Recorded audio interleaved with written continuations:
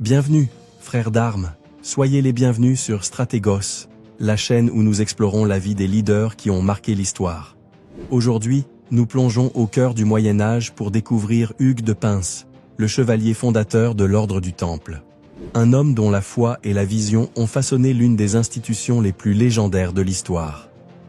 Mais avant d'entrer dans cette fascinante biographie, n'oubliez pas, laissez un like, partagez cette vidéo avec les passionnés d'histoire, donnez votre avis en commentaire, et abonnez-vous à Stratégos pour ne manquer aucune de nos épopées. Commençons ce voyage dans le passé. Première partie. Origine. Le XIe siècle était une époque de profonde transformation en Europe. Dans un coin de la région de Champagne, en France, au milieu de châteaux fortifiés et de terres fertiles, naquit Hugues de Pins.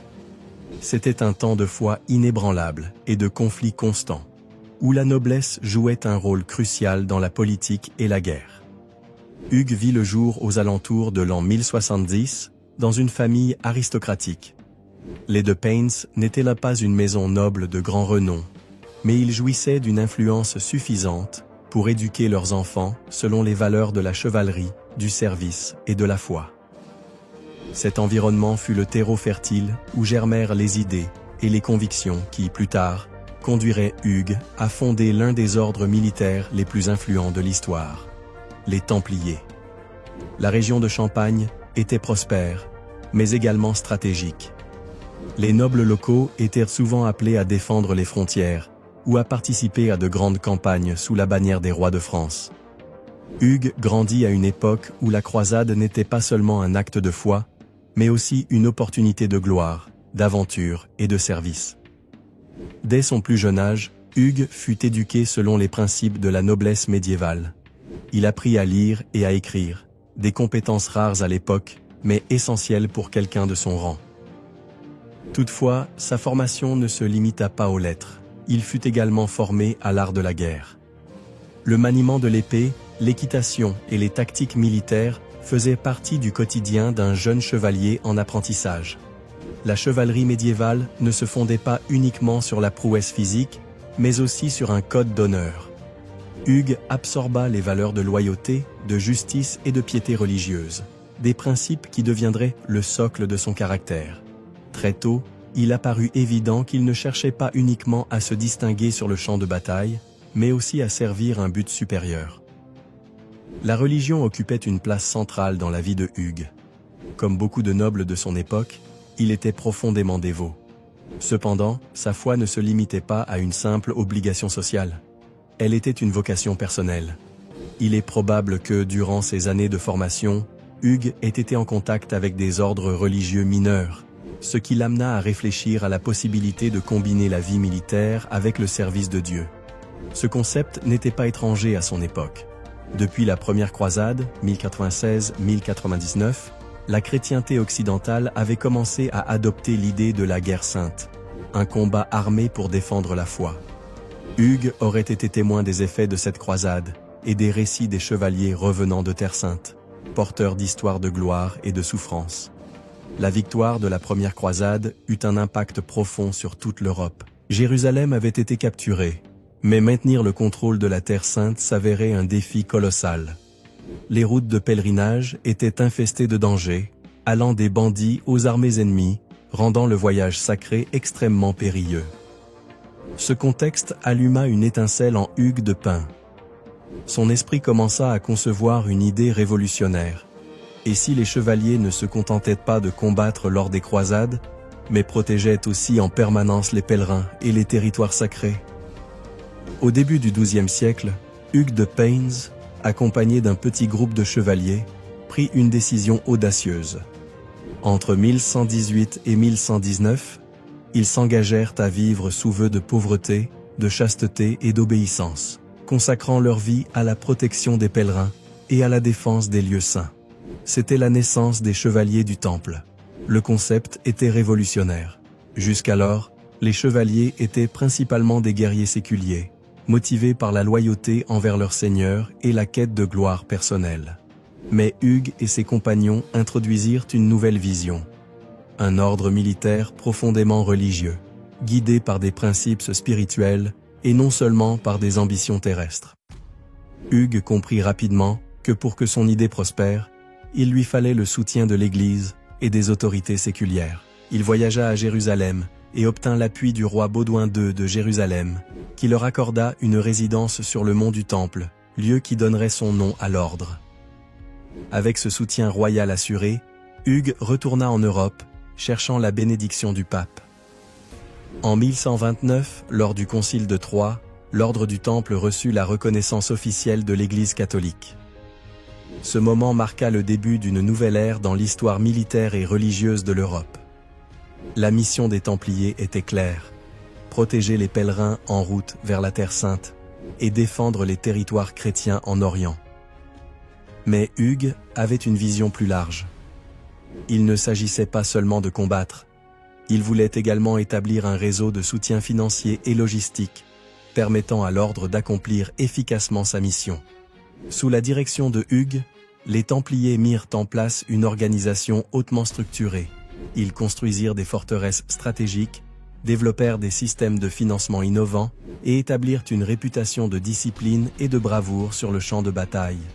Hugues de Payns ne fut pas seulement le fondateur des Templiers, il en fut également le premier grand maître. Sous son commandement, l'ordre passa d'un petit groupe de chevaliers à une force respectée et redoutée dans toute l'Europe. L'héritage de Hugues réside dans sa capacité à allier idéaux religieux et approches stratégiques et pragmatiques. Sa vie est le témoignage de comment un homme peut transformer sa foi et ses compétences en un mouvement qui a changé l'histoire. Deuxième partie. Fondation des Chevaliers du Temple. Au début du XIIe siècle, les cicatrices de la première croisade marquaient encore profondément les terres du Moyen-Orient et les cœurs des chrétiens d'Europe. Jérusalem avait été conquise en 1099, mais le rêve de la maintenir sous contrôle chrétien était loin d'être une réalité. Les routes menant à la Terre Sainte étaient semées d'embûches, et les pèlerins, animés par leur foi, faisaient face à des menaces constantes venant de brigands et d'assaillants. Dans ce contexte d'incertitude, un homme émergea comme le chef d'un nouvel espoir: Hugues de Payns. Nommé premier grand maître de l'ordre du Temple, il transforma sa vision d'une milice consacrée à Dieu en une organisation puissante et hautement structurée.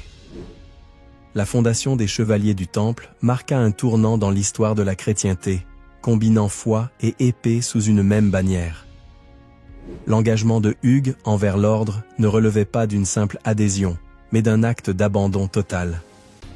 Sous son commandement, les Templiers devinrent une force reconnue, respectée et redoutée. Mais cette ascension ne fut pas immédiate. Elle résulta d'une planification stratégique, du soutien de l'Église et de la noblesse, et d'une détermination inébranlable de Hugues. En étant nommé premier grand maître de l'ordre du Temple, Hugues assuma une responsabilité monumentale: organiser un petit groupe de chevaliers en une institution capable de résister aux pressions venues d'Orient et d'Occident. Sous sa direction, l'ordre adopta une structure hiérarchique claire, fondée sur les principes d'obéissance, de discipline et de dévotion. Les Templiers n'étaient pas des chevaliers ordinaires. Leur vie était régie par des vœux de pauvreté, de chasteté et d'obéissance, similaires à ceux des moines, mais avec une vocation militaire. Cette double identité, être à la fois guerrier et moine, définissait leur nature et les distinguait de toutes les autres forces armées de la chrétienté. L'un des plus grands accomplissements de Hugues fut d'établir le quartier général des Templiers à Jérusalem, plus précisément sur le mont du Temple. Ce lieu revêtait une immense symbolique pour le christianisme et le judaïsme, car il était censé être l'emplacement du temple de Salomon. Cette position stratégique ne leur offrait pas seulement une base solide, mais renforçait aussi leur image de protecteurs des lieux saints. À partir de cette base, les Templiers commencèrent à s'organiser pour accomplir leur mission principale: protéger les pèlerins voyageant vers la Terre Sainte et défendre le royaume de Jérusalem contre les menaces extérieures. Hugues comprit dès le début que la survie de l'ordre dépendait de sa légitimité et du soutien des institutions les plus puissantes de son époque. Avec une grande habileté diplomatique, il chercha l'appui de l'Église et de la noblesse européenne. En 1120, le pape Honorius II approuva officiellement l'existence des Templiers. Ce soutien papal leur offrit non seulement une reconnaissance officielle, mais aussi des privilèges uniques. Par exemple, les Templiers étaient exemptés de payer des impôts à l'Église et répondaient directement au pape, une autonomie qui leur permettait d'opérer avec une efficacité sans précédent. Le soutien des monarques européens fut également crucial. Rois et nobles virent en l'ordre du Temple une opportunité de rédemption spirituelle en soutenant une cause sacrée. Les Templiers incarnaient un modèle de service militaire aligné sur les idéaux de l'époque. Combattre pour la foi et protéger les plus vulnérables. Sous le leadership de Hugues, la mission principale des Templiers était claire: garantir la sécurité des pèlerins se rendant à Jérusalem. Les routes vers la Terre Sainte étaient longues et périlleuses, traversant des territoires hostiles où les attaques de brigands étaient monnaie courante. Pour remplir cette mission, les Templiers établirent des forteresses stratégiques le long des routes de pèlerinage. Ces places fortes servaient non seulement de refuge, mais aussi de bases opérationnelles pour leurs interventions militaires. Grâce à leur présence constante et à leur courage, ils gagnèrent l'admiration de la chrétienté. Les Templiers n'agissaient pas seuls. Leur succès était profondément lié au royaume de Jérusalem. En tant que grand maître, Hugues travailla en étroite collaboration avec le roi Baudouin II de Jérusalem, l'un des plus fervents partisans de l'ordre.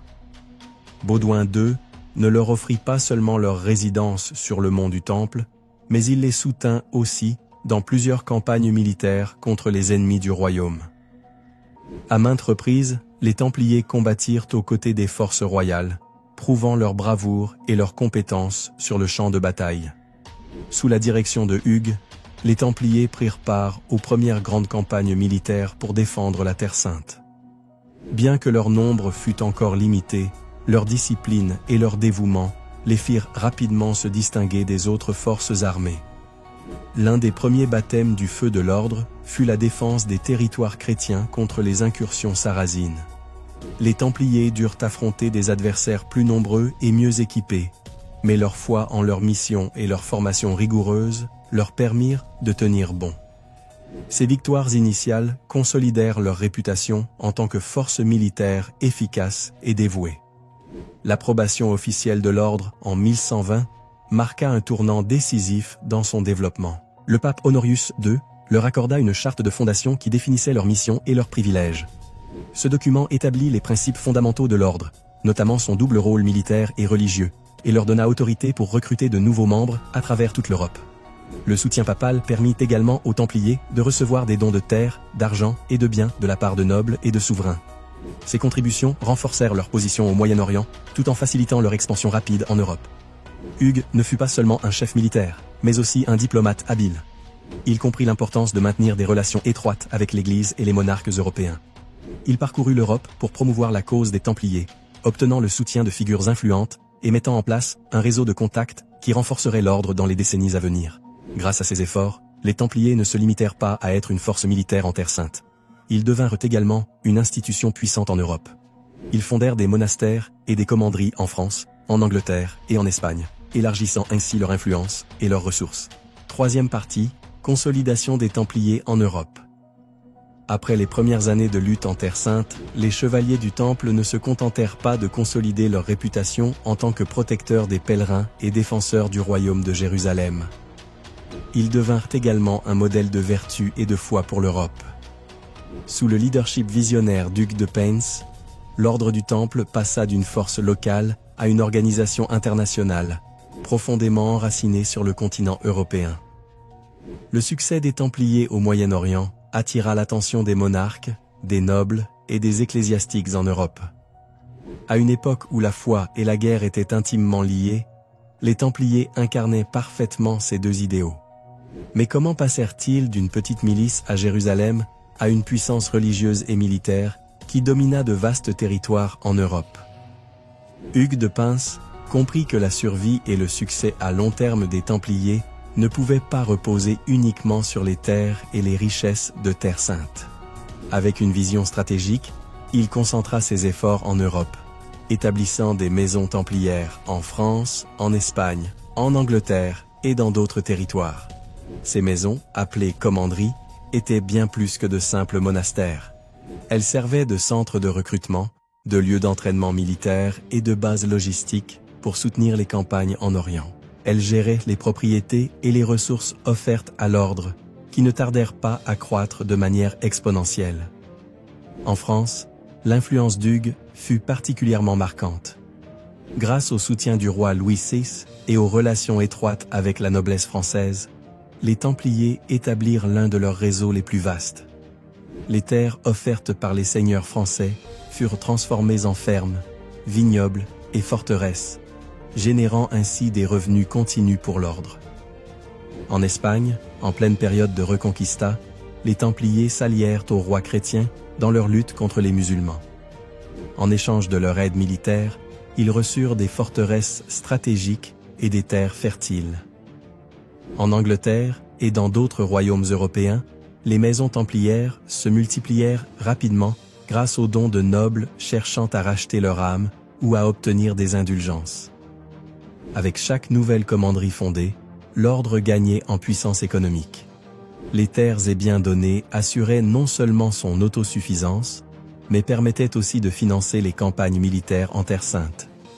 De plus, les Templiers développèrent un système financier révolutionnaire pour l'époque, qui fit d'eux les banquiers de la noblesse et des rois européens. Ce système bancaire templier était simple, mais innovant. Un noble pouvait déposer de l'argent dans une commanderie en Europe et recevoir un document lui permettant de retirer cette même somme dans une maison templière en Terre Sainte. Ce service protégeait les ressources des pèlerins et des croisés, tout en renforçant l'influence économique de l'ordre.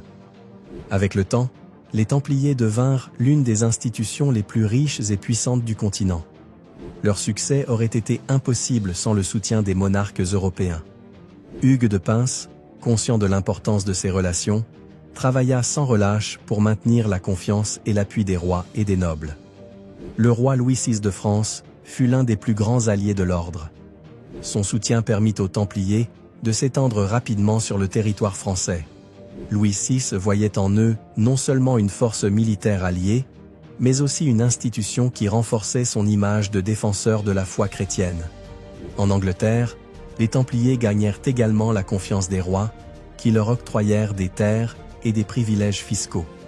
La noblesse européenne, fascinée par les récits d'héroïsme des Templiers en Terre Sainte, ne tarda pas à rejoindre l'ordre.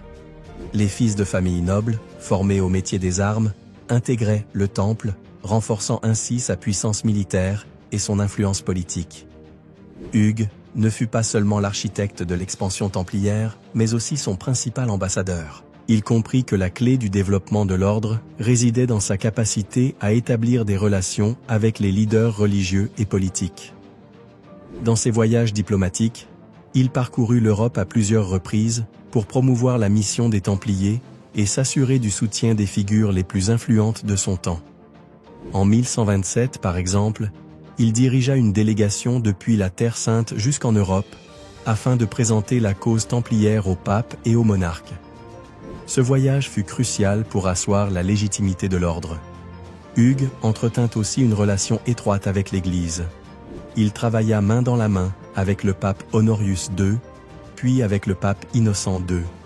Son leadership permit aux Templiers d'obtenir en 1139 la bulle pontificale Omne Datum Optimum, qui leur accorda des privilèges uniques, comme l'exemption d'impôts et l'indépendance vis-à-vis des autorités ecclésiastiques locales. Hugues de Pins était bien plus qu'un chef militaire. Il était un stratège politique et un visionnaire qui sut exploiter les outils de son époque pour renforcer son organisation. L'expansion des Templiers en Europe ne se limita pas à leur consolidation en tant que force militaire et religieuse. Elle les transforma aussi en une institution presque intouchable. La richesse accumulée grâce aux donations et leur influence croissante en firent des alliés indispensables pour les rois et l'Église, mais également une puissance autonome. Sous la direction de Hugues, les Templiers réalisèrent ce que peu auraient pu imaginer: bâtir un empire transcontinental en plein air féodal. Chaque commanderie, chaque donation et chaque bataille remportée en Terre Sainte renforcèrent la position de l'ordre sur le continent européen. Quatrième partie, le retour en Europe et sa dernière mission. Après des années de succès en Terre Sainte, les chevaliers du Temple avaient éprouvé leur valeur en tant que protecteurs des pèlerins et forces militaires efficaces. Mais pour Hugues de Payns, fondateur et premier maître de l'ordre, le véritable défi n'était pas seulement de survivre sur les champs de bataille du Moyen-Orient, mais d'assurer que l'organisation puisse perdurer à travers le temps. L'expansion des Templiers avait commencé avec force, mais nécessitait une base solide en Europe, tant sur le plan politique qu'économique. De plus, l'ordre n'avait pas encore de cadre officiel définissant son but, ses règles et sa relation avec l'Église. Face à cette réalité, Hugues prit une décision cruciale: retourner en Europe pour consolider l'avenir du Temple. Ce voyage ne serait pas seulement un déplacement physique, mais un périple diplomatique, politique et religieux qui marquerait le destin des Templiers. Hugues de Payns ne prit pas cette décision à la légère. Il savait que sa présence en Terre Sainte était essentielle pour maintenir le moral et le leadership des chevaliers. Cependant, il comprenait également que la survie à long terme de l'ordre dépendait de bien plus que des victoires militaires. Il était nécessaire de consolider des alliances, d'assurer des donations et d'établir un cadre juridique et spirituel qui légitimerait les Templiers aux yeux du monde chrétien. En 1127, Hugues entama son voyage vers l'Europe, accompagné d'autres Templiers. Ce groupe ne représentait pas seulement l'ordre, il symbolisait également son succès en Terre Sainte, ce qui lui conférait une aura de légitimité et de prestige. Le retour de Hugues fut minutieusement préparé. Sa première étape fut la cour du pape Honorius II, qui avait montré un intérêt marqué pour le soutien des Templiers. Hugues présenta la mission et les réalisations de l'ordre, insistant sur son rôle essentiel dans la défense de la Terre Sainte et la protection des pèlerins. L'influence de Hugues de Payns s'étendit également au cours des monarques européens. En France, il reçut le soutien du roi Louis XVI, qui continua à appuyer l'expansion des Templiers dans son royaume. En Angleterre, nobles et ecclésiastiques répondirent à son appel, offrant terres et ressources à l'ordre. Hugues ne recherchait pas uniquement des donations. Il construisait un réseau d'alliances politiques et religieuses, garantissant l'avenir du Temple. Son charisme et son habileté diplomatique en firent un leader respecté à travers toute l'Europe. Le point culminant de ce voyage diplomatique fut le Concile de Troyes, tenu en janvier 1129. Cet événement marqua un tournant dans l'histoire des Templiers. Convoqué par le pape Honorius II, il rassembla des leaders religieux, des nobles et des juristes afin de débattre et de formaliser le statut de l'ordre. Hugues de Payns joua un rôle central lors de ce concile, défendant la mission et la structure des Templiers devant un public varié. Il exposa une vision claire de ce que représentait l'ordre, une fusion inédite de discipline militaire et de dévotion religieuse dans l'Europe médiévale. Les règles templières furent officiellement approuvées lors du concile. Basées sur la règle bénédictine, mais adaptées à leur mission militaire, elles incluaient des vœux de pauvreté, de chasteté et d'obéissance, tout en réglementant leur vie de guerrier. Avec la reconnaissance officielle de l'Église, les Templiers devinrent une institution légitimée, bénéficiant de privilèges uniques, tels que l'exemption d'impôts et l'indépendance vis-à-vis de la juridiction ecclésiastique locale. Cela leur permit d'opérer avec une autonomie exceptionnelle pour l'époque. L'impact politique et social du Concile de Troyes transforma les Templiers en une force reconnue non seulement en Terre Sainte, mais aussi en Europe. Leur légitimité désormais établie, leur influence commença à croître de manière exponentielle. Le retour de Hugues de Payns en Europe ne renforça pas seulement la structure interne des Templiers. Il les établit également comme des acteurs clés dans la politique des croisades. Les Templiers commencèrent à jouer un rôle d'intermédiaire entre les monarques européens et les dirigeants de Terre Sainte. Grâce à leur réseau de commanderies et de contacts, ils facilitaient la transmission de messages, la collecte de fonds et la coordination des efforts militaires. Dans ce contexte, Hugues se distingua comme un stratège ayant compris comment naviguer dans le paysage politique complexe de l'époque. Il entretenait une relation étroite avec les chefs croisés, veillant à ce que les Templiers soient perçus comme des alliés incontournables dans la lutte pour la Terre Sainte. Son influence religieuse et politique fut déterminante pour garantir un soutien constant aux croisades. De plus, sa capacité à négocier avec les monarques européens fit des Templiers une force non seulement engagée en Orient, mais également influente en Occident. Le Concile de Troyes constitua l'aboutissement des efforts de Hugues de Payns pour assurer l'avenir des Templiers.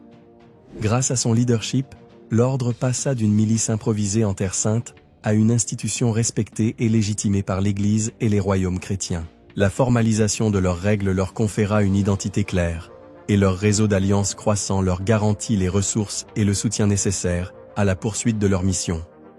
Sous la direction de Hugues, les Templiers non seulement surmontèrent les défis initiaux, mais posèrent aussi les fondations pour devenir l'une des organisations les plus puissantes du Moyen Âge. Cinquième partie, dernières années et héritage. Pour Hugues de Payns, les années qui suivirent le Concile de Troyes marquèrent à la fois une période de triomphe et d'usure. L'ordre du Temple, qui avait débuté avec à peine 9 chevaliers, s'était imposé comme l'une des institutions les plus puissantes du monde chrétien. Cependant, ces succès ne furent pas obtenus sans sacrifice. À mesure que l'ordre grandissait, les responsabilités de son grand maître augmentaient également. Hugues, qui avait consacré des décennies à bâtir le temple, faisait désormais face aux limites de sa propre mortalité. L'âge et les années de travail acharné commencèrent à peser sur sa santé, mais son esprit resta indomptable. À cette étape de sa vie, Hugues ne lutta pas seulement contre les défis physiques, mais aussi contre les dilemmes spirituels et stratégiques qui surgissaient alors que les Templiers prenaient une place de plus en plus importante dans la politique et la religion médiévale. Les dernières années de Hugues de Payns furent marquées par une fatigue physique croissante, la tension constante de diriger un ordre en pleine expansion, de voyager entre l'Europe et la Terre Sainte, et de négocier avec les nobles, les rois et les papes, lui coûta cher. Bien qu'aucune source ne détaille précisément ses souffrances, les chroniques de l'époque suggèrent que sa santé commença à se détériorer significativement au début des années 1130. Malgré sa fragilité physique, Hugues continua à diriger l'ordre avec détermination. Il supervisa l'expansion des commanderies templières en Europe, qui devinrent des centres stratégiques de soutien aux croisades. Il renforça également les liens avec l'Église et les monarques chrétiens, s'assurant que les Templiers maintiennent leur statut privilégié. Pour Hugues, ces dernières années ne furent pas seulement une lutte physique, mais aussi une épreuve spirituelle. En tant que fondateur et dirigeant d'un ordre religieux militaire, il devait équilibrer les exigences de la guerre avec celles de la foi. Comment concilier le devoir de défendre la Terre Sainte avec les vœux de pauvreté, de chasteté et d'obéissance? Comment préserver la pureté de la mission templière face au pouvoir et à l'influence croissante de l'ordre? Ces dilemmes pesèrent certainement sur l'esprit de Hugues, qui avait toujours défendu la mission spirituelle des Templiers. Son leadership fut essentiel pour maintenir l'ordre fidèle à ses principes fondateurs, même face aux tentations du pouvoir temporel. En 1136, Hugues de Payns s'éteignit. Bien que sa mort marquât la fin d'une ère, elle survint dans un contexte de croissance et d'expansion pour les Templiers. L'ordre était plus fort que jamais, avec une présence consolidée en Europe et en Terre Sainte, et une reconnaissance officielle de l'Église. La mort de Hugues fut entourée de rumeurs et de légendes. Certains chroniqueurs affirment qu'il mourut en paix, entouré de ses frères templiers, tandis que d'autres insinuent que son décès fut précipité par les tensions et l'épuisement accumulé après des années de service inlassable. Après la disparition de Hugues, l'ordre du Temple dut relever le défi d'une transition de commandement. Bien que le processus de succession ne fût ni immédiat ni aisé, c'est finalement Robert de Craon qui reprit le rôle de grand maître. Sous son leadership, les Templiers continuèrent de s'étendre et de renforcer leur position en tant que défenseurs de la chrétienté. Cette transition ne se fit pas sans tension, mais l'héritage de Hugues offrit une base solide sur laquelle s'appuyer.